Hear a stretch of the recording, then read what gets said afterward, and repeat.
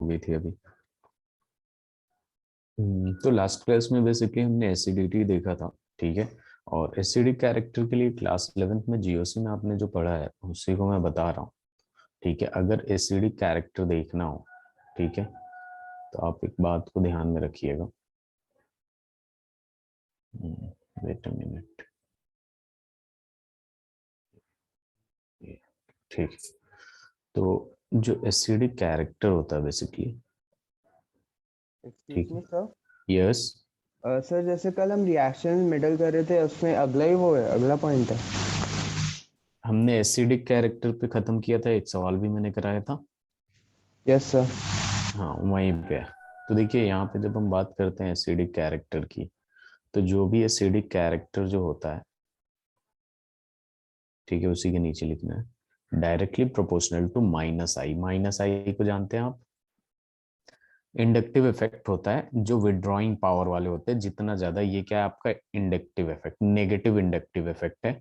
आई जो है basically inductive effect है, ठीक है। बेसिकली जितना ज्यादा पावरफुल विड्रॉइंग ग्रुप होगा, विड्रॉइंग, विड्रॉइंग का मतलब ये हो गया विड्रॉइंग ग्रुप। क्या विड्रॉइंग, क्या विड्रॉ करेगा, इलेक्ट्रॉन विड्रॉइंग ग्रुप होगा। जितना ज्यादा जिस कंपाउंड में, वो उतना ज्यादा एसिडिक होगा, ठीक है।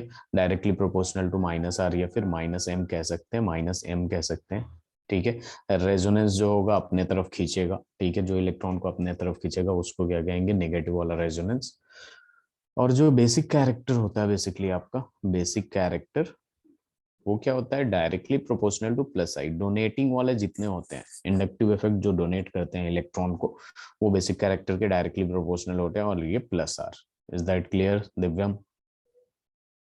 Yes sir. और इसको लिख सकते हैं हम लोग inversely proportional to plus I. जितना ज्यादा एसिडिक होगा उतना ज्यादा, उतना ही कम बेसिक होगा, या फिर 1/+ आर लिख सकते हैं। सिमिलरली यहाँ पे inversely proportional to minus I आ जाएगा, inversely proportional to minus R आ जाएगा। तो ये पॉइंट से हम लोग एसिडिक और बेसिक कैरेक्टर को जज करते हैं, ठीक है। और इसके बाद हम लोग बात करेंगे एसिडिक, एसिडिटी ऑफ फेनॉल्स।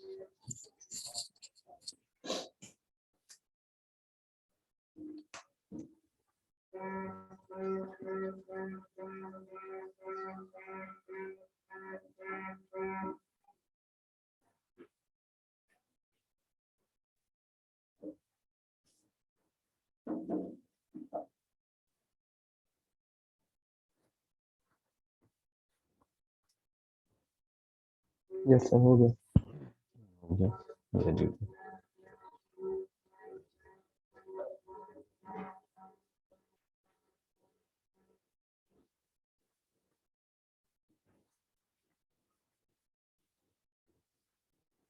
चलिए फिर, अब देखिए यहाँ पे जब बात करते हैं हम लोग, ठीक है, तो आप इसका रेजोनेंस बना के दिखाइए sir. Wait a minute, resonance बना सकते हैं ना, रेजोनेंस कर सकते हैं यस फिनॉल सर। का। Yes sir. चलिए इसका रेजोनेंस करिए।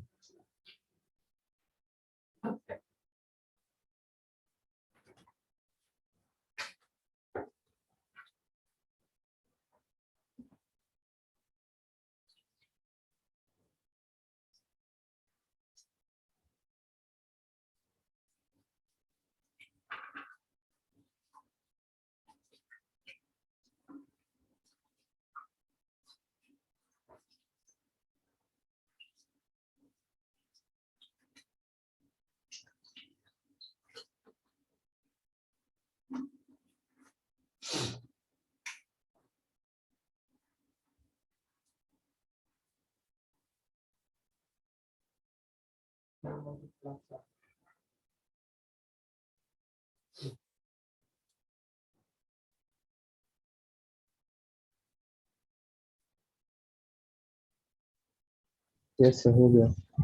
कैसे किया आपने, यहाँ से ये देखिए, ये है प्लस आर इफेक्ट शो करेगा तो ये इधर जाएगा, ठीक है। तो ये ऑलरेडी कार्बन 4 बॉन्ड, 5 4 बॉन्ड बना रहा है, तो इसको तोड़ के यहाँ लाएगा, ठीक है। तो यहाँ पे बेसिकली आपका हो क्या जाएगा, यहाँ पे आ जाएगा आपके पास नेगेटिव, और ये डबल बॉन्ड हो जाएगा, और ये ओ एच, और ओ ने इलेक्ट्रॉन डोनेट किया तो इस पे पॉजिटिव चार्ज आ जाएगा, और ये बॉन्ड ऐसे ही रहेगा। फिर आपके पास क्या हो जाएगा, ये बॉन्ड तोड़ के जब यहाँ रखेंगे तो इसे तोड़ के इधर रखेंगे, ठीक है। ऐसे ही किया आपने, हाँ सर। ये नेगेटिव हो जाएगा, ये डबल बॉन्ड यहाँ आ जाएगा, ये ओ एच तो है ही, और यहाँ पे क्या आ जाएगा, प्लस आ जाएगा, और ये बॉन्ड ऐसे। फिर इसे तोड़ के यहाँ रखेंगे तो ये यहाँ रखेंगे हम लोग, ठीक है। तो ये इजिली यहाँ पे क्या आ जाएगा आपके पास। अब देखिए यहाँ पे अपने पास क्या आ जाएगा कि डबल बॉन्ड एक यहाँ तो है ही, ये नेगेटिव चार्ज यहाँ आ जाएगा, और यहाँ एक डबल बॉन्ड है ही, और ये हो जाएगा ओ एच प्लस। सिमिलरली आपके पास क्या आ जाएगा, ये जब तोड़ के यहाँ रखेंगे तो ये वापस से वहीं रख देंगे जहां से उठाया था हमने, स्टार्ट किया था। और फिर ये डबल बॉन्ड यहाँ यहाँ यहाँ, और ये ओ एच हो जाएगा। ऐसे ही किया आपने। हाँ सर। अब देखिए यहाँ पे एक सवाल ये आता है कि अल्कोहल, ठीक है, कोई भी अल्कोहल जो होता है, कौन ज्यादा एसिडिक होगा। फिनॉल ज्यादा एसिडिक होगा, let's say an example, phenol ले लिया मैं, OH यहाँ रख दिया, और यहाँ पे ले लिया मैंने C2H5OH। Which one is more acidic.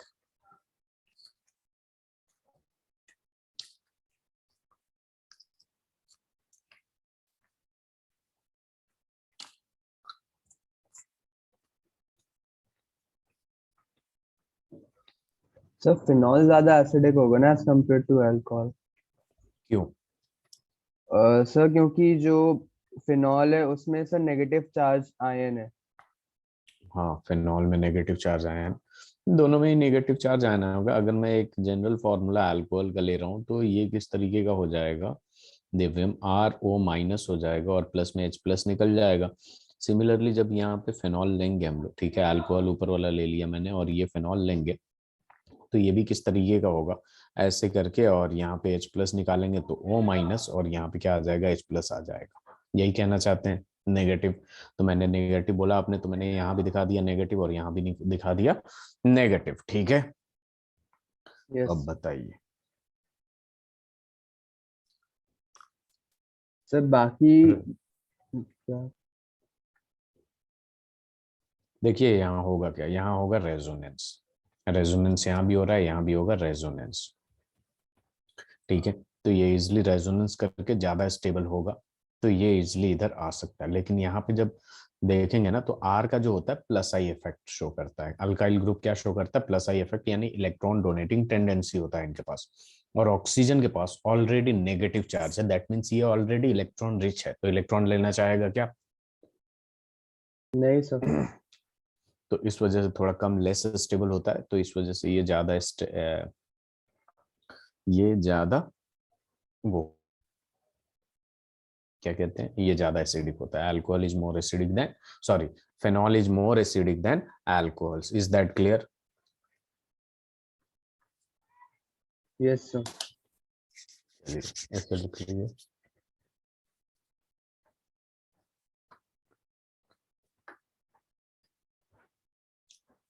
थोड़ा पानी।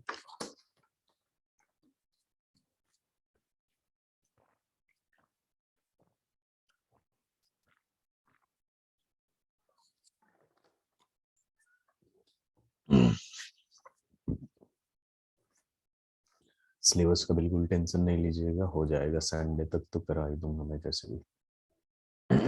ठीक है, नंबर ऑफ आवर्स बढ़ा देंगे या फिर क्लासेस बढ़ा देंगे, हो जाएगा। अभी अपने पास थर्सडे है, थर्सडे को क्लास लेंगे, उसके बाद देखेंगे। यस सर लिख लिया। चलिए।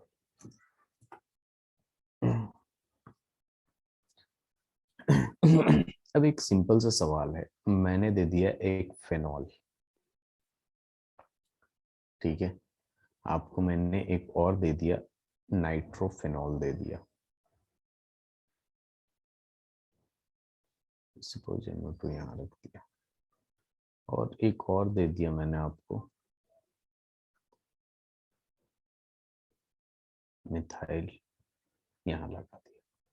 इसको अरेंज करना है इंक्रीजिंग या डिक्रीजिंग ऑर्डर ऑफ एसिडिटी, ए से ले लीजिए, बी ले लीजिए इसे, और सी ले लीजिए इसे।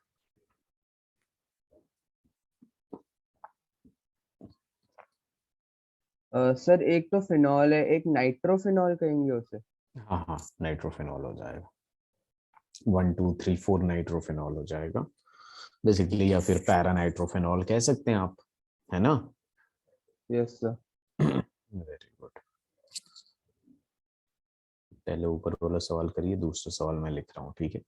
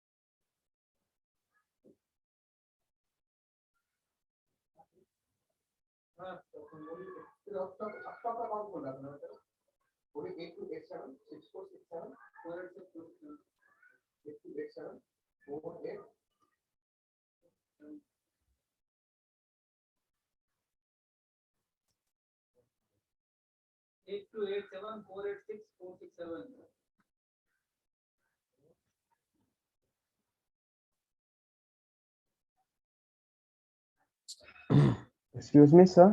यस।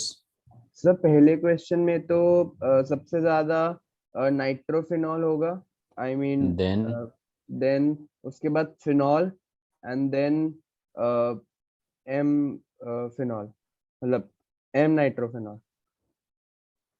एम है वो, एम का मतलब मेटा पे है, यस सर। पैरा। मेटा पे। नहीं नहीं नहीं। ओके। सर मिथेन फिनॉल बोलेंगे ना फिर उसे? मीथेन फिनॉल नहीं होगा। ठीक है, ये बताइए ऑर्थो पे है या पैरा पे, जहाँ पे कंफ्यूजन है वहीं पे पहले पहुंचते हैं। ऑर्थो पैरा मेटा, हमेशा ध्यान में रखिए ये बेंजीन है और किसी एक ग्रुप के रिस्पेक्ट में देख रहे हैं, इसके ग्रुप के रिस्पेक्ट में देख रहे हैं तो ये ओ होगा, ये भी ओ होगा, ये होगा एम और ये भी एम होगा, और जस्ट अपोजिट में जो होगा वो पैरा होगा। तो ठीक सर है, वो ये पैरा पे है मिथाइल, मतलब। हम मिथाइल फेनॉल कह सकते हैं, ठीक है। तो यस सर। बिल्कुल सही बोला आपने, इसमें नेगेटिव वाला दिख रहा है, खींचने वाला, तो ये सबसे ज्यादा होगा। इसमें कोई खींचने वाला नहीं है और इसमें देने वाला है, तो इसका एसिडिटी थोड़ा सा डिक्रीज हो जाएगा, तो इसका होगा, यानी बी का सबसे ज्यादा, देन ए का, एंड देन सी का। Is that clear? Yes sir. तो चलिए ये वाला सवाल कर लीजिए, ये एनसीईआरटी का सवाल है, ठीक है। फिर हम लोग अपन लोग चलेंगे स्टेरिफिकेशन पे, फिर अपना जो ओ एच बॉन्ड का बेसिकली क्लीवेज का था वो खत्म हो जाएगा, ठीक है। आफ्टर स्टेरिफिकेशन देन अपने पास आएगा सीओ बॉन्ड क्लीवेज का केमिकल रिएक्शन।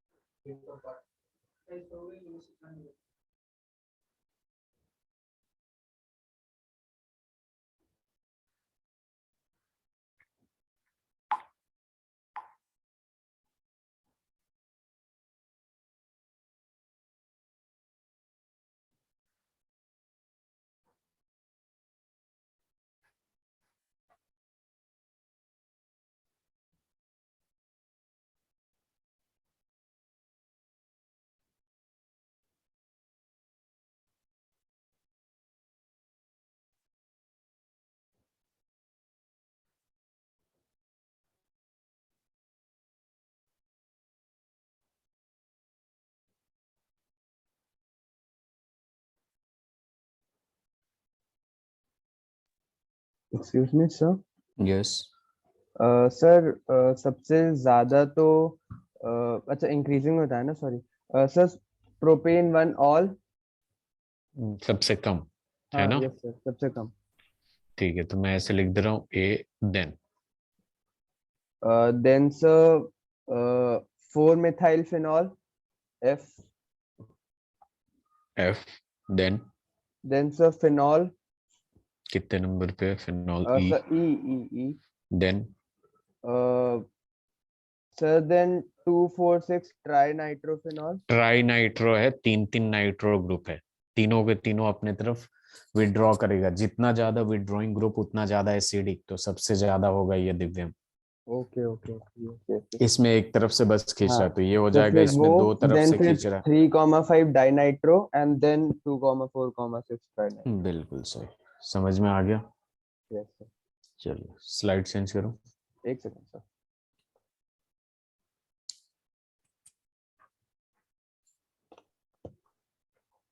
Yes sir.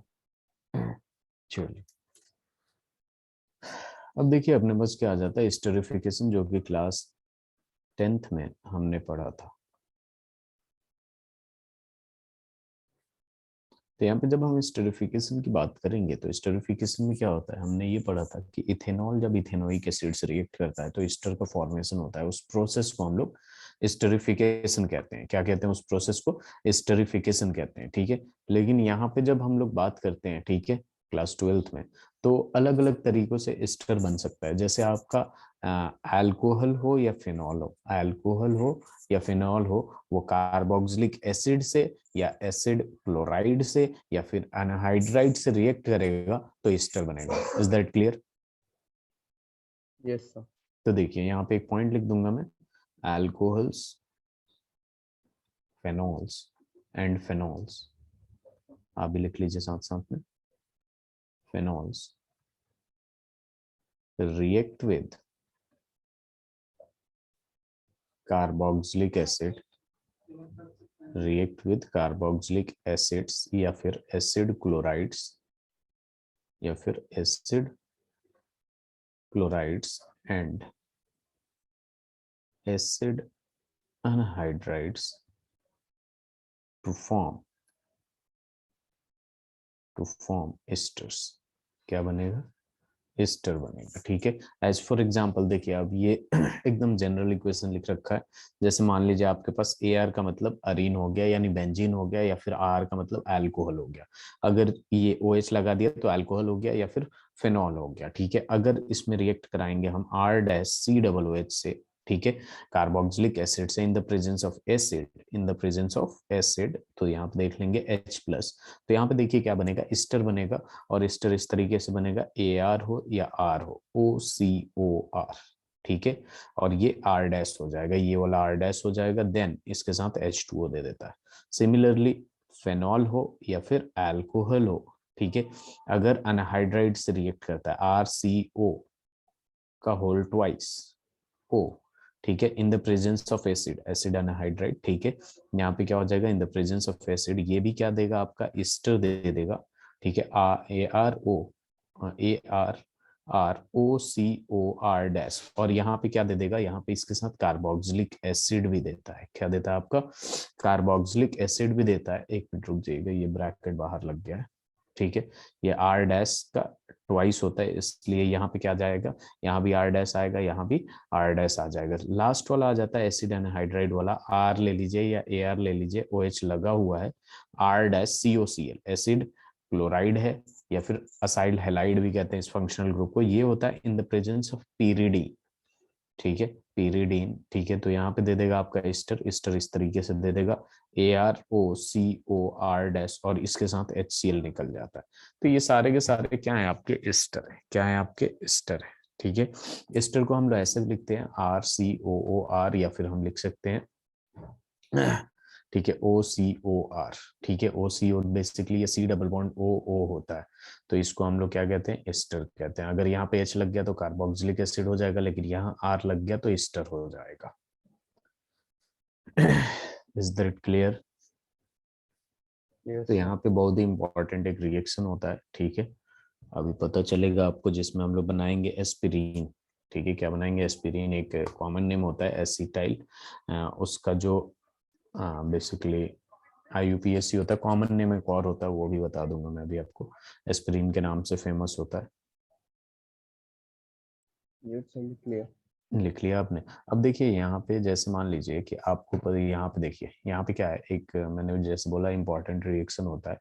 यहाँ पे एक कंपाउंड है, ठीक है। किस तरीके का कंपाउंड है, सबसे पहले इसे देखेंगे, COOH कार्बोक्सिलिक एसिड, और यहाँ पे OH लगा हुआ है, ठीक है।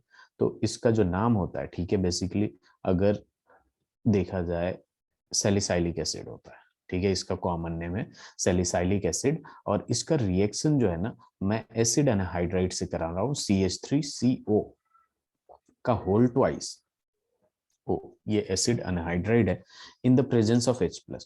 तो आपको पता है कि यहाँ पे कार्बोक्सिलिक एसिड है, यहाँ अल्कोहल है, एसिड अनहाइड्राइड किससे रिएक्ट करता है? अल्कोहल से। अभी देखा कि नहीं आपने, इससे तो यस रिएक्ट सर। करता नहीं है। तो अपने को यहाँ पे क्या करना है कि यहाँ पे जैसे इससे रिएक्ट नहीं करेगा कार्बोक्सिलिक एसिड से, तो ये तो ऐसे ही रहेगा। ठीक है, रिएक्शन बस यहाँ होगी तो यहाँ होगी। तो सबसे पहले क्या होगा, जब अल्कोहल रिएक्ट करता है एसिड एनाहाइड्रेट से, तो फॉर्मेशन किसका होता है, एस्टर का फॉर्मेशन होता है। तो यहाँ पे आ जाएगा आपके पास OCOCH3 हो जाएगा। हाँ सर। अब यहाँ पे क्या होता है कि यहाँ पे निकलता है CH3, ये होल ट्वाइस है बेसिकली। तो यहाँ पे दूसरा जो बन जाता है वो बन जाता है CH3COOH। आपको दिखेगा अभी यहाँ पे मैंने क्या बनाया था, ये कार्बोक्सिलिक एसिड बनाया था इसके साथ। ठीक हाँ है, सर। तो जब भी एक अल्कोहल एसिड एनाहाइड्राइड से रिएक्ट करता है तो ईस्टर बनता है और कार्बोक्सिलिक एसिड बनता है। तो वही वाला कौन सा कार्बोक्सिलिक एसिड बनेगा, जो आर यहाँ प्रेजेंट होगा उसका carboxylic acid CH3COOH। So simple. और इसका जो नाम होता है ये होता है acetyl salicylic acid. Acetyl salicylic acid. ठीक है, और इसका जो जिस नाम से फेमस होता है, एस्पिरिन का नाम सुना होगा आपने, यही होता है। तो बहुत इजी है। ठीक है,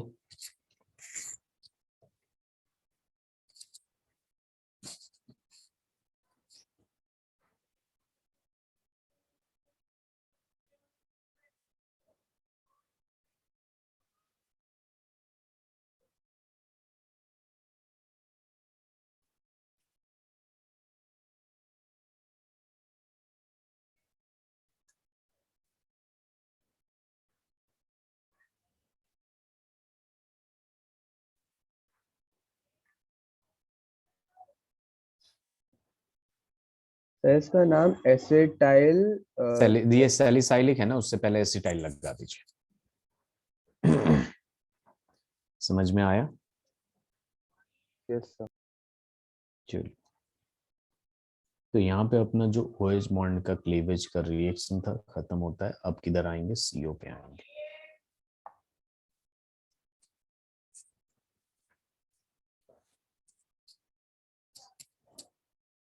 यस सर लिखिए। Very good.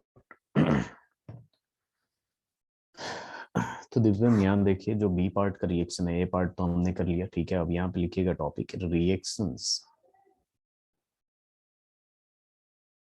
involving reactions involving cleavage of carbon oxygen, यानी C और O bond in alcohols. C और O बॉन्ड इन अल्कोहल्स। तो देखिए, सबसे पहले यहाँ पे जो रिएक्शन आता है आपका, वही आ जाता है reaction with hydrogen halides. Reaction with hydrogen halides, जो कि क्लास 12th में फर्स्ट चैप्टर में हमने पढ़ लिया था, हैलो एल्केन में। ठीक है, तो आपको पता होना चाहिए कि जब प्रिपरेशन ऑफ हैलो एल्केन पढ़ रहे थे या अल्काइल हैलाइड पढ़ रहे थे हम लोग, ठीक है, तो वहां पे हमने किया क्या था, बेसिकली अल्कोहल से प्रिपरेशन किया था, उसी की बात हो रही है। रिएक्शन विद हाइड्रोजन हैलाइड की जब बात करेंगे, ठीक है, हाइड्रोजन हैलाइड का मतलब क्या है, ROH, अल्कोहल को अगर HX से रिएक्शन कराते हैं हम लोग, ठीक है, तो यहाँ देखिए क्या होगा, ये H2O बाहर निकल जाता है। ठीक है, ये H2O बाहर निकल जाता है और यहाँ बन जाता है RX और यहाँ हो जाता है H2O। और ये रिएक्शन ऐसे नहीं होता, ये एक रिएजेंट में होता है, जिसको हम लोग क्या कहते हैं, ZnCl2। ठीक है, कॉन्सेंट्रेटेड HCl और प्लस में आता है ZnCl2। ठीक है, इस रिएजेंट के प्रेजेंस में होता है, और ये रिएजेंट जो होता है बेसिकली, ठीक है, इसका नाम होता है लूकस रिएजेंट। क्या होता है, लूकस टेस्ट भी कहते हैं या लूकस रिएजेंट भी कहते हैं, ये लूकस टेस्ट भी कहते हैं या लूकस रिएजेंट भी कहेंगे। Is that clear. यस। अब यहाँ देखिए, इंपॉर्टेंट ये है कि ये बेसिकली प्राइमरी और टर्शियरी अल्कोहल में डिफरेंशिएट करने का काम आता है। जब भी आप लूकस रिएजेंट डालेंगे, ठीक है, अगर प्राइमरी अल्कोहल होगा, ठीक है, क्या होगा आपका, प्राइमरी अल्कोहल होगा, तो यहाँ नो टर्बिडिटी। ठीक है, टर्बिडिटी नहीं बनेगा। टर्बिडिटी का मतलब होता है ग्लासी और क्लाउडी सॉल्यूशन। लेकिन अगर टर्शियरी होगा, अगर आपके पास टर्शियरी अल्कोहल होगा,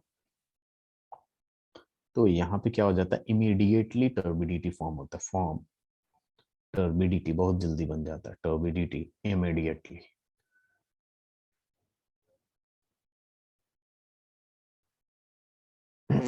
is that clear? Yes sir. ये लिख लीजिएगा।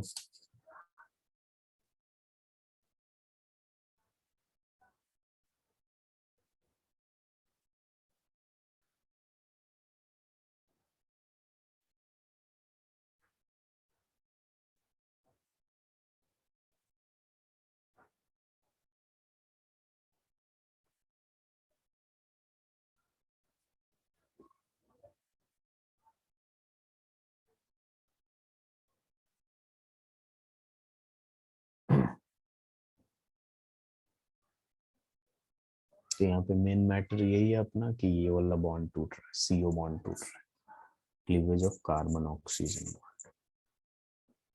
हो गया। चलिए अब देखिए दूसरा जो आता है बेसिकली ये भी क्लास मतलब पिछले चैप्टर से रिलेटेड है, ठीक है। यहाँ पे क्या होता है, रिएक्शन विद फॉस्फोरस हैलाइड, ठीक है। किसका केमिकल प्रॉपर्टीज पढ़ रहे हैं हम लोग, ठीक है। तो अल्कोहल का ही रिएक्शन वगैरह करेंगे, फॉस्फोरस ट्राई हैलाइड्स। इस रिएक्शन को आपको याद हो तो मैंने कैसे कराया था कि यहाँ पे एक अल्कोहल है, ठीक है, और इसमें हमने ट्राई हैलाइड की बात कर रहे हैं, ठीक है। तो आपको ट्राई हैलाइड वाला रिएक्शन याद है? Yes sir. बताइए जरा, ये अगर मान लीजिए 3 ट्राई हैलाइड है, 3HX कर दिया तो यहाँ पे क्या देगा?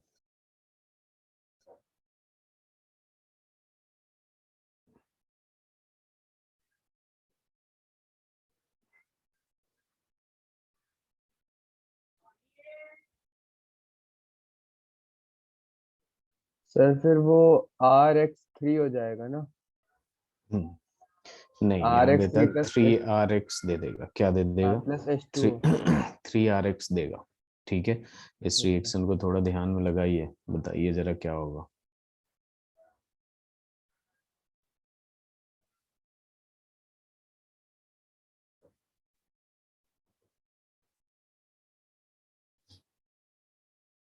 फॉस्फोरस ट्राई हैलाइड से, ओ माय गॉड, रुक जाइए। फॉस्फोरस ट्राई हैलाइड से 3PX3 लिखना चाहिए था मुझे, PCl3 कर दीजिए। PX3 कर दीजिए, फॉस्फोरस ट्राई हैलाइड ये हुआ।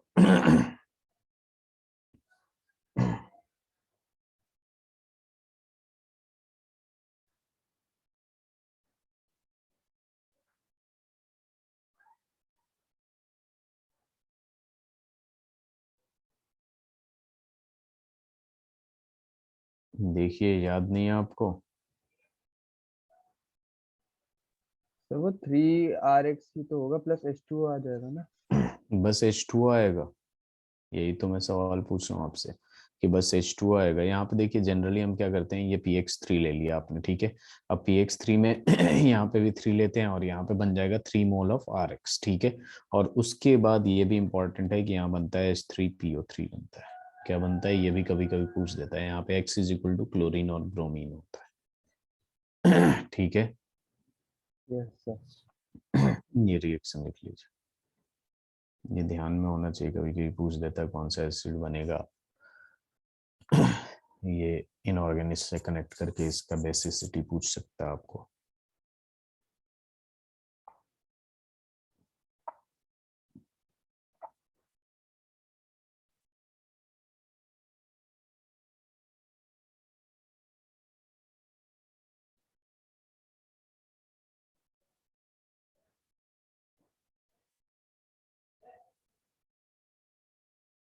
हो जाए तो बताइएगा।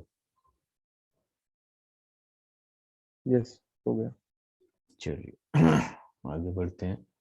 अब देखिए यहाँ पे क्या आ जाएगा, जो यहाँ पे दूसरा मैकेनिज्म इस चैप्टर में आता है जिसको हम क्या कहते हैं, डिहाइड्रेशन, ठीक है। एक बात हमेशा ध्यान में रखिएगा, ये जो H2SO4 होता है ना, वही होता है आपका डिहाइड्रेटिंग रिएजेंट होता है, ठीक है। तो बेसिकली होता क्या है यहाँ पे, अल्कोहल का डिहाइड्रेशन करते हैं तो एल्कीन बनता है H2O। जाहिर सी बात है, डिहाइड्रेशन का मतलब H2O निकालेंगे, तो H2O निकालने के लिए कोई ना कोई बॉन्ड तोड़ना पड़ेगा, वहां से निकाल रहे हैं आप चीजें, ठीक है। तो वहां पे बॉन्ड बढ़ेगा खुद को सेटिस्फाई करने के लिए, तो सिंगल से डबल बॉन्ड हो जाएगा। Is that clear? Yes sir. तो यहाँ पे लिख रहा हूँ पॉइंट में, आप भी लिखिए, अल्कोहल्स अंडरगो डिहाइड्रेशन। डिहाइड्रेशन का मतलब क्या हो गया, रिमूवल ऑफ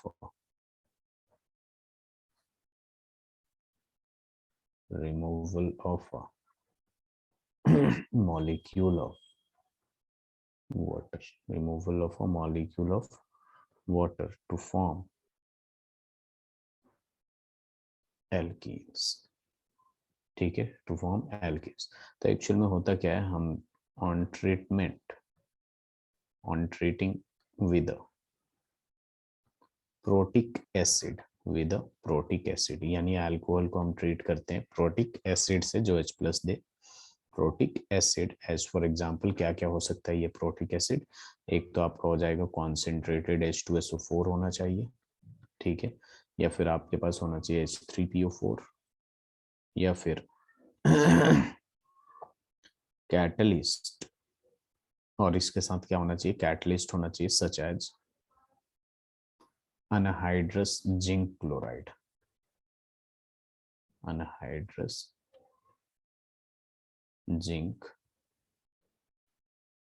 क्लोराइड, या फिर एल्यूमिनियम एल्यूमिना होना चाहिए, ठीक है।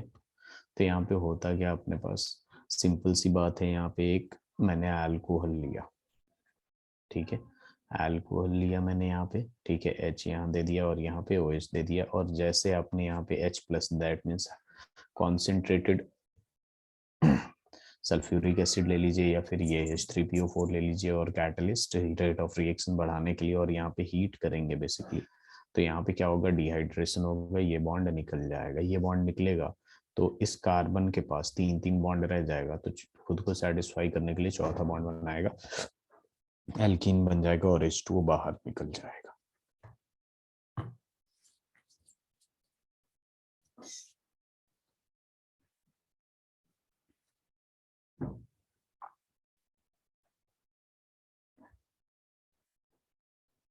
यस सर, लिख लिया। सारे हो गए, ठीक। अब देखिए, जैसे मान लीजिए आपको एक रिएक्शन दे देता हूँ, इसका प्रोडक्ट आप खुद ही बताइएगा, ठीक है।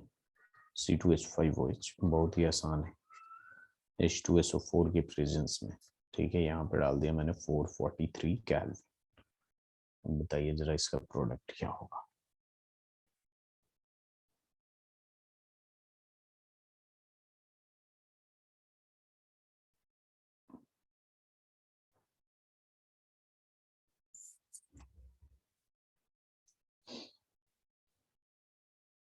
तो 443 केल्विन है ना? हाँ, 443 kelvin.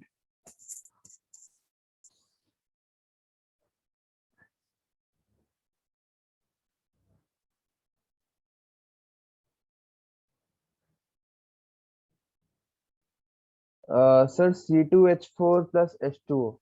Very good, C2H4 plus H2, that means ये भी क्या है आपका, यहाँ पे C डबल बॉन्ड CH ऐसे लगा सकते हैं हम लोग, ठीक है। तो इथीन बन गया, इथेनॉल से क्या बन गया, इथीन बन गया। Is that clear? अब देखिए अपने पास क्या होता है, सर यहाँ एक, पे एक्सक्यूज मी सर, सर हाँ यहाँ पे जो H2O है वो माइनर प्रोडक्ट की तरह से है ना, मतलब हाँ, जब ये हम वाटर तो जब इसमें रहेगा, नहीं नहीं माइनर सर, और मतलब मेजर। सर अगर हमने एक्चुअली एक्सपेरिमेंट किया तो हमें बस वाटर एक्सट्रैक्ट की तरफ से हमें कुछ मिल जाएगा। क्या मतलब? मतलब सर अगर हमने इसका रिएक्शन किया सच में, तो हमें जो प्रोडक्ट मिलेगा उसके साथ हमें वाटर एक्सट्रैक्ट मिल जाएगा हाँ, मतलब। वाटर भी मिलेगा, ओके। ठीक। अब देखिए यहाँ पे होता क्या है, एक बात हमेशा ध्यान में रखिएगा, ये तो प्राइमरी अल्कोहल था, ये सेकेंडरी एंड टर्शियरी अल्कोहल जो होते हैं, सेकेंडरी एंड टर्शियरी अल्कोहल, इनके लिए ना कंडीशन, जैसे ये लिखा गया है यहाँ पे कॉन्सेंट्रेटेड H2SO4 और टेम्परेचर इतना है, तो इतने जरूरत नहीं होता है, कंडीशन इतना ड्रास्टिक नहीं होता है, जरा सा कंडीशन होगा तो भी हो जाएगा, जैसे H2SO4 ज्यादा कॉन्सेंट्रेटेड भी ना हो, ठीक है, और टेम्परेचर उतने ज्यादा जरूरत भी नहीं पड़ती है। इसका भी रीजन है, वो इसलिए क्योंकि ये टर्शियरी और सेकेंडरी अल्कोहल, जब मैकेनिज्म देखेंगे हम तो हमें पता चलेगा कि ये कार्बोकेटायन के थ्रू प्रोसीड करता है। तो हमें पता है कि प्राइमरी अल्कोहल जो होता है लेस स्टेबल होता है, इसलिए कंडीशन का प्राइमरी अल्कोहल का ज्यादा ड्रास्टिक है, like concentrated H2SO4 and 443 kelvin, जबकि सेकेंडरी और टर्शियरी स्लाइटली स्टेबल होते हैं, ठीक है, more stable then primary. Secondary में थोड़ा सा कम होगा कंडीशन और टर्शियरी में और ज्यादा कम होगा, क्योंकि टर्शियरी वाला जो कार्बोकेटायन होता है वो ज्यादा स्टेबल होता है, आपको पता है। Yes sir. यहाँ पे एक पॉइंट लिख रहा हूँ, tertiary secondary and tertiary alcohols are dehydrated under milder condition, under milder conditions, under milder conditions। अब यहाँ पे बात आ जाती है, फॉर एग्जाम्पल ले सकते हैं, जैसे मान लीजिए CH3 CH और यहाँ पे लगा दिया मैंने OH, ठीक है। इसमें क्या हो जाता है, आपके पास 85% H3PO4 हो जाएगा और 440 केल्विन। तो यहाँ पे देखिए क्या हो जाएगा, आपका हाइड्रोजन और वो निकलेगा, यहाँ से OH निकल जाएगा, या तो यहाँ से हाइड्रोजन निकाल दीजिए या फिर यहाँ से निकाल दीजिए, आपका बात सेम ही है, ठीक है। CH हो जाएगा, डबल बॉन्ड CH2 हो जाएगा और H2 यहाँ से बाहर निकल जाएगा, ठीक है। कंडीशन देखिएगा 85% हो गया, ठीक है। दूसरा वाला रिएक्शन मैं यहाँ लिख रहा हूँ, ठीक है। यहाँ पे अपने पास क्या आ जाएगा, CH3 और यहाँ आ गया CH3 और यहाँ आ गया OH। अब इसमें जो कंडीशन होगा आपका, ये बस 20% H3PO4 चाहिए। कितना चाहिए, 20% H3PO4 और टेम्परेचर भी 358 केल्विन हो गया। तो अब देखिए यहाँ पे क्या हो गया कि ये वाला OH निकलेगा, यहाँ से H निकाल दीजिए, यहाँ से निकाल दीजिए, यहाँ से निकाल दीजिए। सिचुएशन ऐसा है कि कहीं से भी निकालिएगा सेम आएगा product, CH3 C double bond CH2 और यहाँ आ जाएगा CH3 और प्लस में H2। तो आपको ये दिखाना इंपॉर्टेंट था कि जो टर्शियरी होता है उसमें और ज्यादा माइल्डर कंडीशन हो जाता है एज कम्पेयर टू सेकेंडरी, और जो सेकेंडरी होता है उससे ज्यादा वो माइल्डर कंडीशन होता है एज कम्पेयर टू प्राइमरी, ठीक है। Yes sir. तो यहाँ पे ये भी लिख सकते हैं, ease of dehydration of alcohols, जो जल्दी ease of dehydration of alcohol होता है सबसे ज्यादा टर्शियरी में होगा, टर्शियरी में होगा, फिर आपका हो जाएगा सेकेंडरी में, देन होगा आपके पास प्राइमरी में।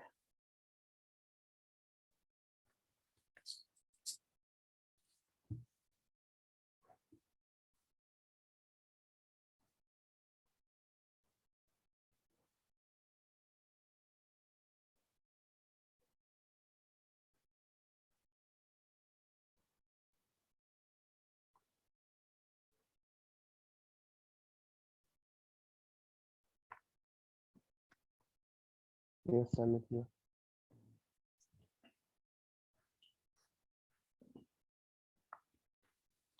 अब इसकी मैकेनिज्म की बात करेंगे। अब चूंकि CO बॉन्ड की ब्रेकिंग हो रही है, तो सबसे पहले स्टेप 1 में फॉर्मेशन ऑफ प्रोटोनेटेड अल्कोहल करेंगे, फॉर्मेशन ऑफ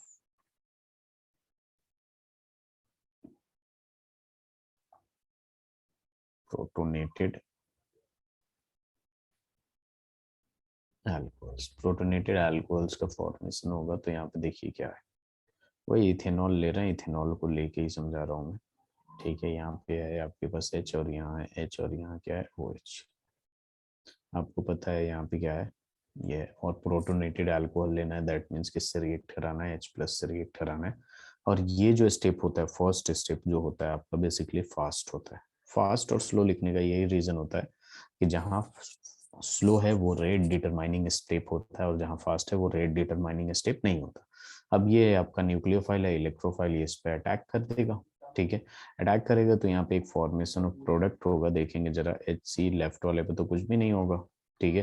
राइट वाले कार्बन भी वैसे ही है। अब यहाँ होगा क्या कि ऑक्सीजन जो है बेसिकली एक हाइड्रोजन से बॉन्ड बना रहा था, अब दो हाइड्रोजन से बॉन्ड बनाएगा और ऑक्सीजन पे क्या आ जाएगा, पॉजिटिव चार्ज आ जाएगा। एज यू नो दैट कि पॉजिटिव चार्ज ऑक्सीजन पे अनस्टेबल है, वो चाहेगा अपने आप को न्यूट्रल बनाना। इसी को हम लोग कहते हैं, देखिए इस वाले पार्ट को क्या कहेंगे, प्रोटोनेटेड अल्कोहल कहेंगे। क्या कहेंगे, प्रोटोनेटेड अल्कोहल। और इसको कॉमनली कहते हैं इसका नाम जो होता है ऑक्सोनियम आयन भी कहते हैं, ठीक है, commonly known as oxonium ion, ठीक है। अब देखेंगे स्टेप 2 में क्या होता है। यहाँ पे फॉर्मेशन ऑफ कार्बोकेटायन होता है। क्या होता है आपका? Formation of carbocation. तो फॉर्मेशन ऑफ कार्बोकेटायन कैसे होगा कि ऑक्सीजन कार्बन के इलेक्ट्रॉन लेके भाग जाए, तभी तो होगा फॉर्मेशन ऑफ कार्बोकेटायन। तो यहाँ पे लिख दूंगा कि it is the slowest step, ये जो होता है second step, it is the slowest step, that means it is rate determining step. Slow step कहने का मतलब यही है, slowest step, and hence the rate determining step, and hence the rate determining step of the reaction.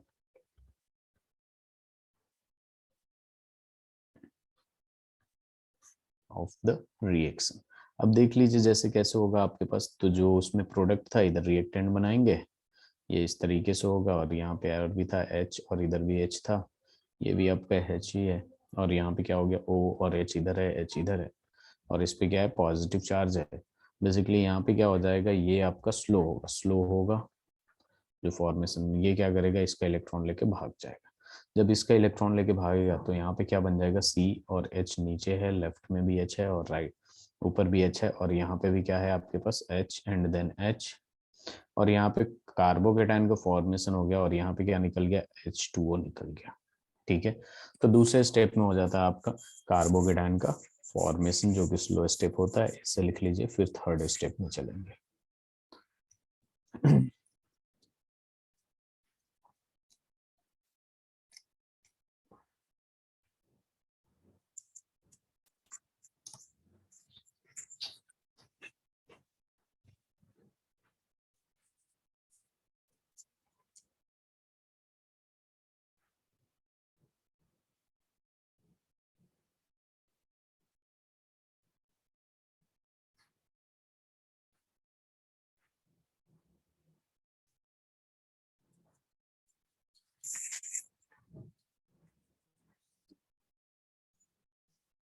Yes sir, हो गया।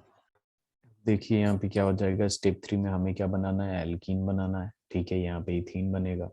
तो step 3 में basically क्या होगा, फॉर्मेशन ऑफ इथीन, क्या लिख सकते हैं, formation of ethene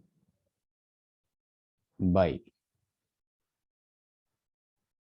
elimination of a proton. Proton निकालेंगे जो स्टार्टिंग में डाला था आपने, इस तरह समझ सकते हैं। जैसे मान लीजिए यहाँ पे क्या है, ऐसे ऐसे ऐसे ऐसे ऐसे है, यहाँ पे प्लस है, हर जगह क्या है, हाइड्रोजन है, हर जगह हाइड्रोजन है। तो ये जो तीन जिसके पास हाइड्रोजन है, इसका इलेक्ट्रॉन लेके बॉन्ड इधर बना देगा, यानी H प्लस बाहर निकल जाएगा, ठीक है। जब H प्लस बाहर निकलेगा तो यहाँ पे देखिए, इस पे कार्बन पे क्या आना चाहिए, नेगेटिव चार्ज आना चाहिए, ठीक है, लेकिन उसी टाइम इसको डोनेट कर देगा, तो ये डबल बॉन्ड बन जाएगा, और इसका पॉजिटिव चार्ज खत्म हो जाएगा क्योंकि ये इलेक्ट्रॉन ले लिया, ठीक है, और H प्लस बाहर निकल गया। तो ये था आपके पास इथेनॉल स्टार्टिंग में, और ये बन गया इथीन।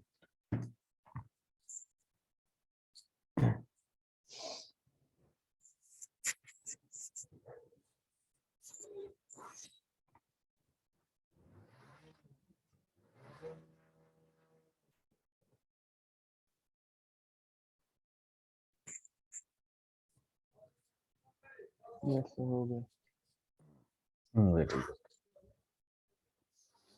तो स्लाइड चेंज करके हम लोग आगे बढ़ते हैं फोर्थ, ठीक है। डिहाइड्रेशन में कोई प्रॉब्लम तो नहीं है ना? नो। अब जरा इस पे फोकस करिए, ऑक्सीडेशन की बात कर रहे हैं हम लोग। जब ऑक्सीडेशन की बात करेंगे हम लोग, ठीक है, तो ये ऑक्सीडेशन होता कैसे, ठीक है। तो यहाँ पे देखिए, सबसे पहला पॉइंट लिख देता हूँ, साथ में आप भी लिखिए, oxidation of alcohols involves the formation of carbon oxygen double bond, formation of carbon oxygen double bond। Carbon और ऑक्सीजन के बीच में कैसा होगा, डबल बॉन्ड बनेगा, with the cleavage of, this is important, with the cleavage of OH and CH bonds. जाहिर सी बात है double bond बनाने के लिए कुछ ना कुछ तोड़ना पड़ेगा। तो जैसे H फॉर एग्जांपल यहाँ पे H होगा, ठीक है, ये ऐसे ऐसे है, और यहाँ पे OH होगा, ठीक है। तो यहाँ पे क्या होगा, जब OH का H ये बॉन्ड तोड़ेंगे, ये बॉन्ड तोड़ेंगे, तब आपका क्या होगा, ये बॉन्ड ब्रेकिंग कर रहा हूँ मैं, जहाँ लिखा हूँ एरो लिखा हूँ बेसिकली, वो क्या आपका बॉन्ड ब्रेकिंग हो रहा, ठीक है। यहाँ का बॉन्ड ब्रेकिंग करेंगे तभी आपका क्या होगा, C, ठीक है। ये सी पे क्या है, एक ऊपर बॉन्ड है, एक इधर है, और एक ऑक्सीजन के साथ बना रहा है, तो ये डबल बॉन्ड बन जाएगा। ये हाइड्रोजन का देखिए अल्कोहल है, तो ये वाला हाइड्रोजन तो होगा ही होगा, यहाँ पे ये भी हाइड्रोजन एक एटलीस्ट होना चाहिए, तभी पॉसिबल है, नहीं तो नहीं होगा। चारों तरफ कार्बन कार्बन आ जाएगा तो नहीं होगा, ठीक है। Yes sir.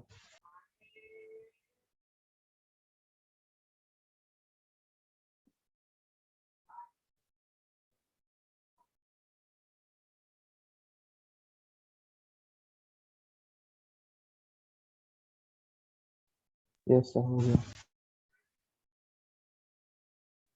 Very good. अब देखिए यहाँ पे है आपके पास ऑक्सीडेशन, क्लियर है।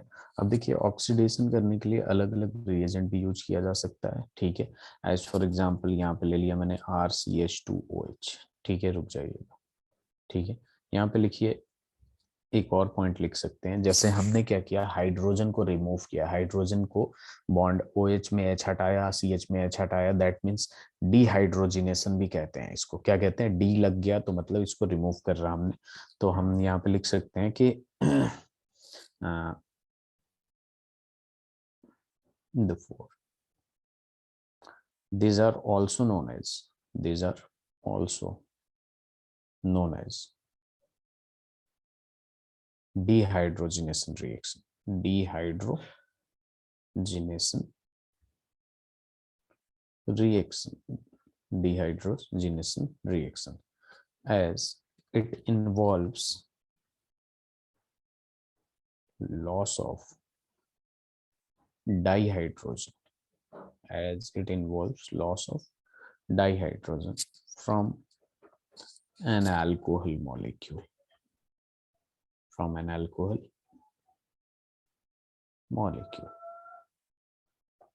अब यहाँ पे अलग अलग ऑक्सीडाइजिंग एजेंट वगैरह भी यूज कर सकते हैं, जैसे मान लीजिए ध्यान दीजिएगा, ये अल्कोहल हो गया, आपको अल्कोहल को हम सबसे पहले ऑक्सीडाइज करते हैं, ठीक है। अगर नॉर्मल ऑक्सीडाइजिंग एजेंट है तो वो सबसे पहले कन्वर्ट होता है, पता है किसमें, किसमें कन्वर्ट होता है, एल्डिहाइड में कन्वर्ट होता है। किसमें, कैसे हुआ ये ऑक्सीडाइज, तो जरा ध्यान दीजिएगा, RCH इधर है, H इधर है, और यहाँ क्या है, O है, और इधर H है। मैंने क्या बोला, O से H वाले बॉन्ड को तोड़ना है और इससे ये वाला बॉन्ड तोड़ना है, तो ये कार्बन के पास बॉन्ड बचा कितना, 1 2 3, तो डबल बॉन्ड बना लेगा, तो एल्डिहाइड बना लेगा, बताइए। यस और सर। अगर एल्डिहाइड को आपने कर दिया, एल्डिहाइड को आपने ऑक्सीडाइज कर दिया फिर से, तो ये सीधे सीधे कार्बोक्सिलिक एसिड में चेंज हो जाता है। यहाँ पे कैसा होता है, H पे जाके वो लग जाता है, तो ये कार्बोक्सिलिक एसिड में चेंज हो जाता है। अब ये डिपेंड करता है आपको कि कैसा ऑक्सीडाइजिंग एजेंट यूज कर रहे हैं। अगर बहुत स्ट्रॉन्ग ऑक्सीडाइजिंग एजेंट यूज किया आपने, जैसे KMnO4 वगैरह हो गया, ठीक है, तो एसिडिफाइड पोटेशियम परमैंगनेट हो गया, ये सब यूज किया आपने अगर अल्कोहल पे, तो वो डायरेक्टली कार्बोक्सिलिक एसिड दे देगा। अगर माइल्डर ऑक्सीडाइजिंग एजेंट यूज करते हैं तो ये यहाँ से यहाँ जाएगा, फिर यहाँ से यहाँ जाएगा। Is that clear? Yes sir.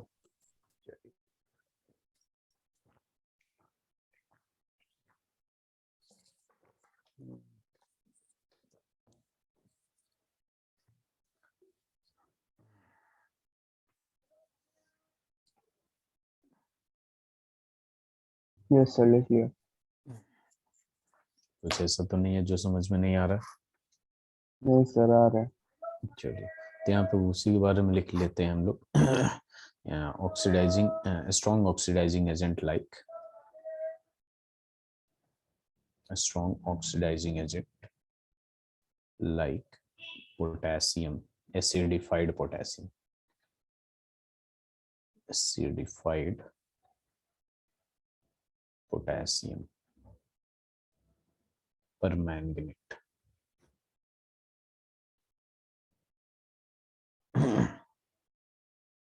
are used for getting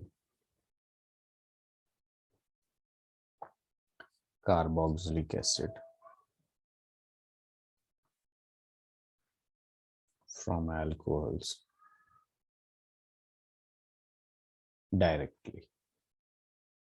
directly बन जाता है। ठीक है, वहीं पे बात करते हैं हम CrO3 का, क्रोमिक अनहाइड्राइड का। इन CrO3 in anhydrous form in anhydrous medium is used as oxidizing agent for production of or for formation या isolation of aldehydes।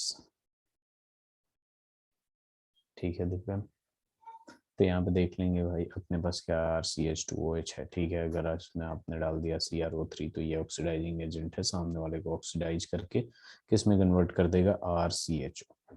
ठीक है, और भी बेटर ऑक्सीडाइजिंग एजेंट होता है, जैसे PCC के नाम से होता है, पिरिडीनियम क्लोरोक्रोमेट। ठीक है, तो इसका भी देख लेंगे हम लोग। यहाँ पे लिख देता हूँ next one, better oxidation of primary alcohols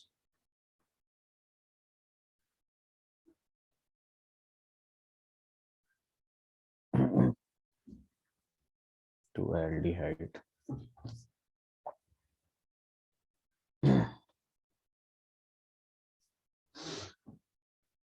good yield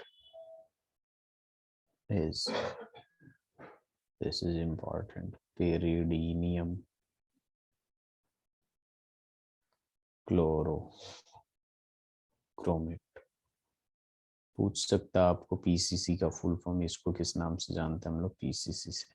ठीक है, अब इसमें ये भी पूछ सकता है कि ये एक्चुअल में होता क्या है, तो ये बेसिकली एक कॉम्प्लेक्स होता है, यहाँ पे लिख रहा हूँ, कॉम्प्लेक्स ऑफ chromium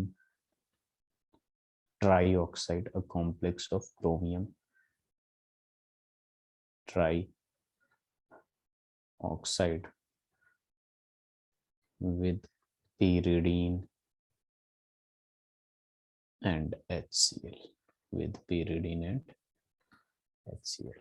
ठीक है, तो P जहाँ पे CrO3 यूज किया हमने, अगर वहां पे pyridine PCC यूज कर ले विच इज pyridinium क्लोरोक्रोमेट, तो भी काम हो जाएगा, और ये थोड़ा अच्छा प्रोडक्शन देता है, गुड प्रोडक्शन ऑफ एल्डिहाइड दे देता है।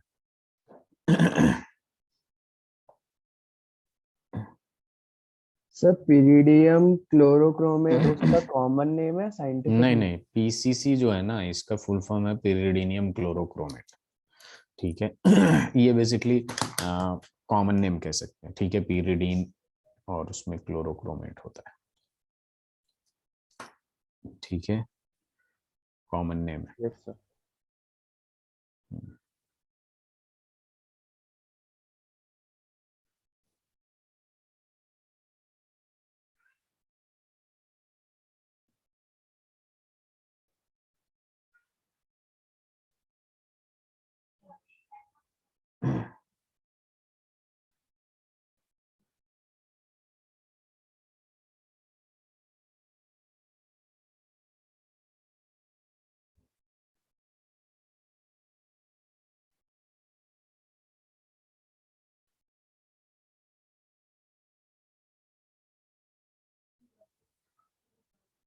यस सर, लिख लिया।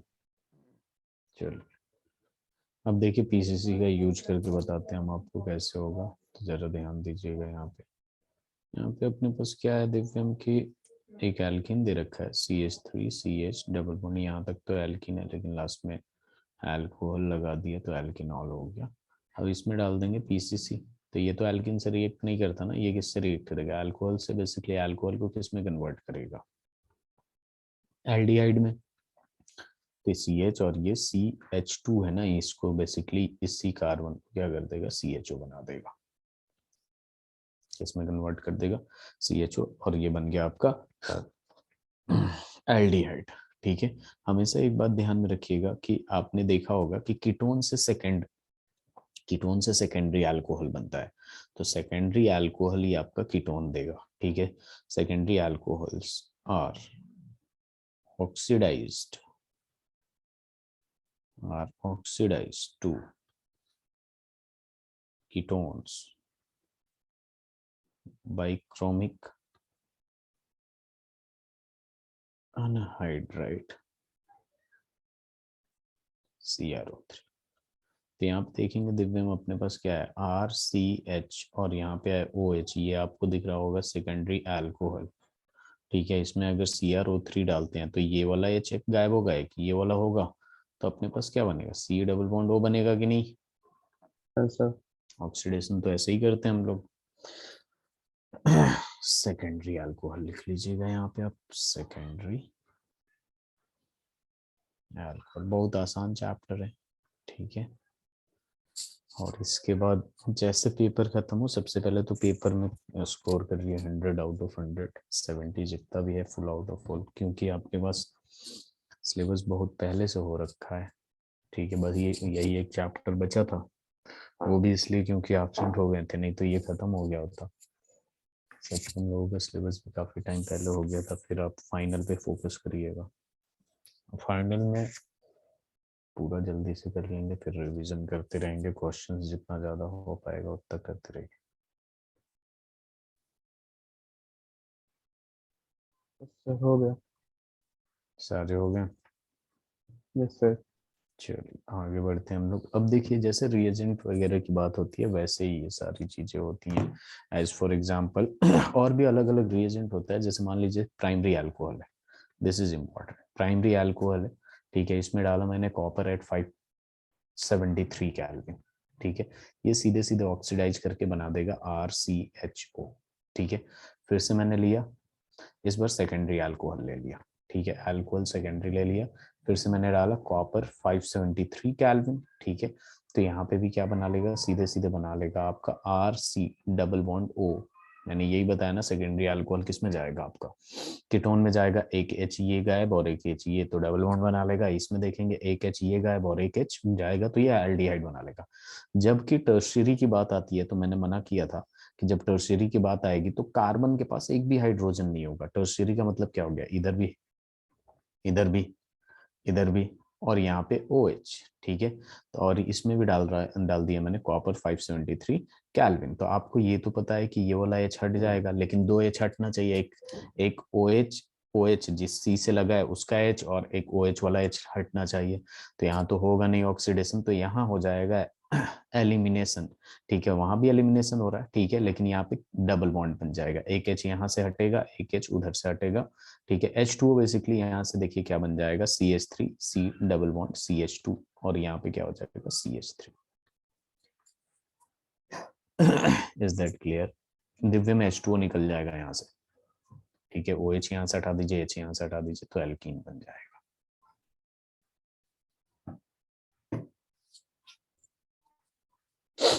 रिवीजन कर रहे हैं ना आप सारे नोट्स? Yes sir. बहुत इंपॉर्टेंट है रिवीजन।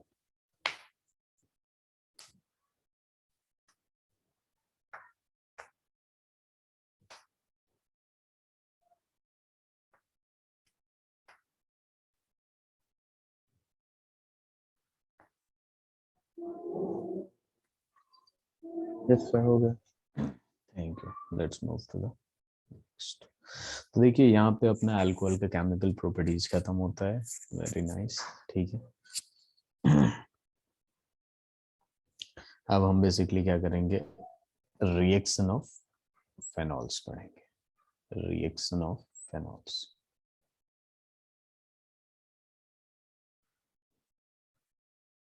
अब देखिए रिएक्शंस ऑफ फेनॉल्स की जब बात करते हैं दिव्यम, तो यहाँ आता है सबसे पहली बात इलेक्ट्रोफिलिक सब्स्टिट्यूशन रिएक्शन की। किसकी बात आती है, electrophilic aromatic substitution reaction, electrophilic aromatic substitution. ठीक है, अब यहाँ देखिए क्या हो जाता है अपने पास, इलेक्ट्रोफिलिक सब्स्टिट्यूशन एरोमेटिक में। ठीक है, एरोमेटिक पता है आपको क्या होता है एरोमेटिक, दिव्यम? सर एक बार बता दीजिए। चलिए, तो सबसे पहले एरोमेटिक का देखिए, इलेक्ट्रोफिलिक में इलेक्ट्रोफाइल बेसिकली क्या करेगा, अटैक करेगा, एक तरीके से ऐसे समझ सकते हैं। दूसरी बात, ठीक है, दूसरी बात, एरोमेटिक की जब बात करते हैं तो एरोमेटिक में 3 कंडीशन होता है। एक तो जो भी कंपाउंड हो वो साइक्लिक होना चाहिए, यानी क्लोज्ड होना चाहिए। दूसरी कि ये प्लेनर होना चाहिए। क्या होना चाहिए? प्लेनर होना चाहिए। तीसरी बात ये कि ये 4n+2 पाई इलेक्ट्रॉन फॉलो करना चाहिए। This is known as Hückel rule. Hückel rule. आपको पता है कि एक बॉन्ड में कितने इलेक्ट्रॉन होते हैं? तो 8 का कॉन्फ़िगरेशन होता है ना। सवाल सुना करिए, ठीक है, अपने आप सवाल एज्यूम दिमाग में हो जाता है कभी कभी। एक बॉन्ड में कितने इलेक्ट्रॉन होते हैं?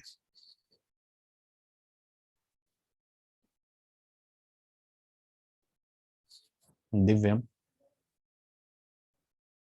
दिव्यम, यस सर, सोच रहा हूँ। तो ये जरा आप इधर देखिए। एक बॉन्ड है, कितना बॉन्ड है ये? एक बॉन्ड है। इसमें कितने इलेक्ट्रॉन होंगे? चलिए इधर देखिए जरा, एच इसका, ठीक है, इसका इसके पास कितना है? 7 है। इसको 8 यस सर। चाहिए, तो ये इसका शेयर करेगा, और ये किसका शेयर करेगा? इसका शेयर करेगा। Yes sir. तो जो बॉन्डिंग हुआ है इसमें कितने इलेक्ट्रॉन है एक बॉन्ड में, समझाने के लिए लिख रहा हूं मैं, कितना इलेक्ट्रॉन है? तो 2। 2। बस यही तो, एक बॉन्ड में 2 ही इलेक्ट्रॉन तो होते हैं। सर बट वो तो डिपेंड करता है ना। अरे जैसे भाई कैसे डिपेंड करता बट है? सर जैसे कोवेलेंट बॉन्ड है उसमें तो शेयर करते हैं, बट सर जैसे आयनिक है वहां पे अगर आयनिक की बात ही नहीं करेंगे हम लोग, ओके ओके। वहां पे बात ही नहीं करते। यहाँ पे अगर कोवलेंट, आयनिक का छोड़िए, आयनिक में भी एक एक करके वो फोर्स ऑफ अट्रैक्शन होता है बेसिकली, ठीक है। यहाँ पे कोवलेंट में काउंट करेंगे ना, क्योंकि बॉन्ड में इलेक्ट्रॉन यहाँ दिखते हैं ना, कि एक इसका शेयर, अगर सिंगल बॉन्ड है, जरा देखिए यहाँ पे सिंगल बॉन्ड है तो 2 इलेक्ट्रॉन, अगर इसी को डबल कर दीजिए तो कितना इलेक्ट्रॉन होगा? 4 हो जाएगा। 4 हो ट्रिपल कर दीजिए तो कितना हो जाएगा? 6 हो जाएगा। जाएगा। ठीक है, तो बस मैं ये बताना चाहता हूँ, वैसे इधर बॉन्ड तो लगा ही होगा, लेकिन एक एक बॉन्ड में 2 ही इलेक्ट्रॉन होगा ना, 2 बॉन्ड में 4 इलेक्ट्रॉन होंगे। बात समझ में आई? Yes sir. अब देखिए जरा, इसमें लिखा है, अगर मैं बोलता हूं कि इसमें, ठीक है, इलेक्ट्रॉन कितने हैं एक बॉन्ड में, तो जरा बताइए आप, एक बॉन्ड में कितने इलेक्ट्रॉन है? तो 2। 2 हैं। तो टोटल बॉन्ड जो है बेसिकली सारे के सारे सिग्मा है, यस सर। सारे के सारे सिग्मा है, बात को समझिएगा।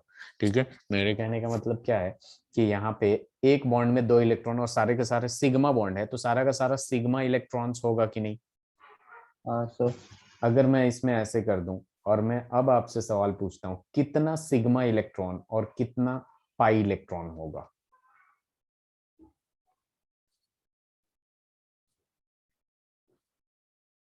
देखिए, 1 sigma, 2 sigma, 3 sigma, 4 sigma, 5 sigma, that means 10 sigma electrons, और 1 पाई है तो 2 पाई इलेक्ट्रॉन होगा कि नहीं?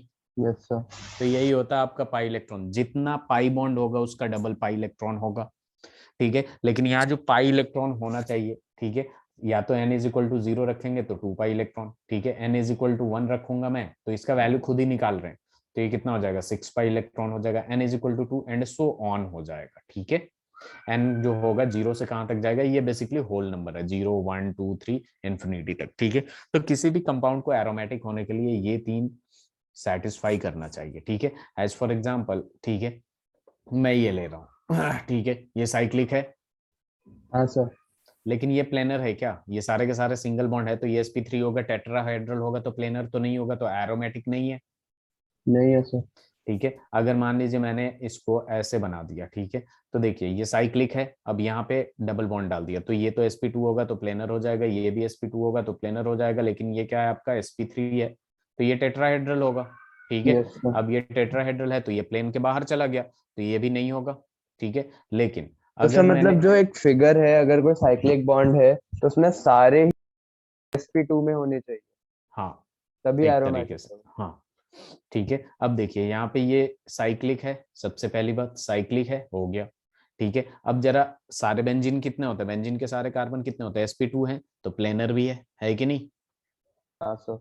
अब यहाँ पे देखेंगे हम लोग पाई इलेक्ट्रॉन्स, कितना पाई बॉन्ड है बेंजीन में? पाई बॉन्ड कितना है दिव्यम? 3। 3 है, तो पाई इलेक्ट्रॉन्स कितने होंगे? तो 3 ही तो है। अरे पाई बॉन्ड 3 है तो पाई इलेक्ट्रॉन्स कितने होंगे? अब बताइए, एक बॉन्ड में कितना इलेक्ट्रॉन? सर दो, अच्छा 6 सॉरी सॉरी, मैं सिग्मा से कंफ्यूज कर रहा, सॉरी। तो 6 इलेक्ट्रॉन होगा ना, जितना इलेक्ट्रॉन इलेक्ट्रॉन पूछे बॉन्ड से डबल से मल्टीप्लाई कर दीजिए। मैंने पूछा पाई बॉन्ड कितना है, 3, पाई इलेक्ट्रॉन कितना है, तो 6। तो क्या ये सेटिस्फाई कर रहा है? देखिए जरा, 6 पाई इलेक्ट्रॉन है, हाँ। तो benzene is a aromatic compound, ठीक है। Yes sir. तो इन पॉइंट्स को लिख लीजिए। एरोमेटिक, ये इलेक्ट्रोफिलिक सब्स्टिट्यूशन रिएक्शन बहुत इंपॉर्टेंट है। इसके पहले जितना भी मैंने पढ़ाया उसको सही से करते जाइए, क्योंकि इसमें आप रिवीजन अब तक नहीं किए, फर्स्ट टाइम पढ़ रहे हैं। और सिलेबस मोस्ट प्रोबेबली, मतलब अभी थर्सडे में एक क्लास होगा, तो मेरे हिसाब से थर्सडे में आराम से हम लोग ईथर का भी प्रिपरेशन कर लेंगे, ईथर के भी प्रिपरेशन कर लेंगे, और जरा सा बचेगा, ठीक है। लेकिन हम लोग एक क्लास लेंगे और सैटरडे संडे में, ताकि क्वेश्चंस कर पाए। इस चैप्टर में क्वेश्चन बहुत कम किया हम लोगों ने, ठीक है दिव्यम? Yes sir. तो इसे लिख लीजिए और उसके बाद हम लोग नेक्स्ट क्लास में यहीं से कंटिन्यू करेंगे। सर कल क्लास हो सकती है? कल तो पॉसिबल नहीं है दिव्यम, क्योंकि मेरी जो क्लास होगी सुबह 9 to 8:30 होगी, ठीक है। तो थर्सडे में ही रहने दीजिए, ठीक है। Yes sir. आपकी तो क्लास होती है ना 9 बजे? Yes sir. हाँ, तो कल सुबह 9 AM से 8:30 PM तक होगी, तो एक्सक्यूज सही मी रहेगा। सर। यस। सर आप एक बार मेरे फादर से बात कर लेंगे प्लीज अभी? हाँ हाँ, मैं कॉल कर लेता हूँ अभी। सर एक बार मीटिंग में ही अगर हो जाए, वो जो साइड में बैठे हैं। Okay okay. हेलो।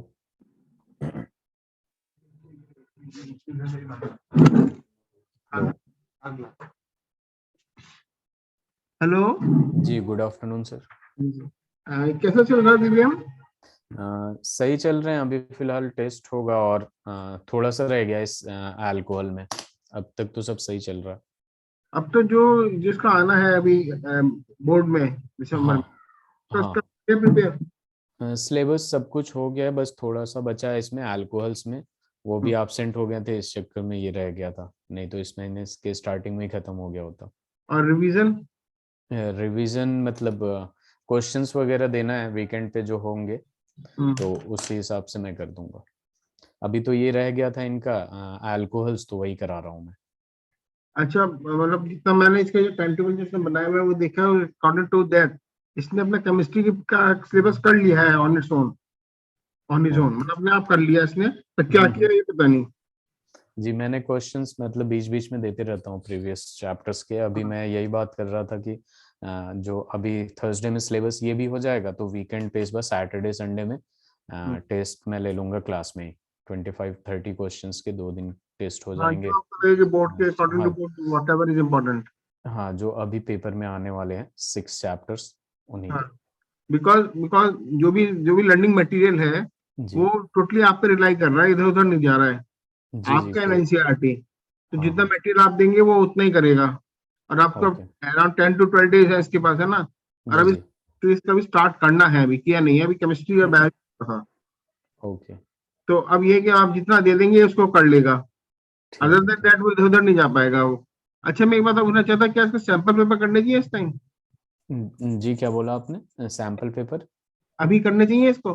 हाँ, करना चाहिए, बिल्कुल करना चाहिए। मैं भी वो क्वेश्चन ही रेडी कर रहा हूँ स्टूडेंट्स लोगों के लिए, कि अच्छा। सैटरडे संडे में क्लास में कराऊंगा। हाँ हाँ, आप अगर तो क्लास में कराएंगे दैट इज बेटर, क्योंकि हाँ साथ में सोल्यूशन मिल जाएगा बच्चों को, हाँ, और साथ नहीं में तो इनको, उलझता रहेगा वो। हाँ, एक्स्ट्रा अगर टाइम है इनके पास इतना, तो एक्स्ट्रा भी करना चाहिए। लाइक सैंपल पेपर सॉल्व करना चाहिए, और जो डाउट है वो भी पूछना चाहिए, क्योंकि मैं एक क्लास में एक 20 से 25 क्वेश्चन करा पाऊंगा मैक्सिमम।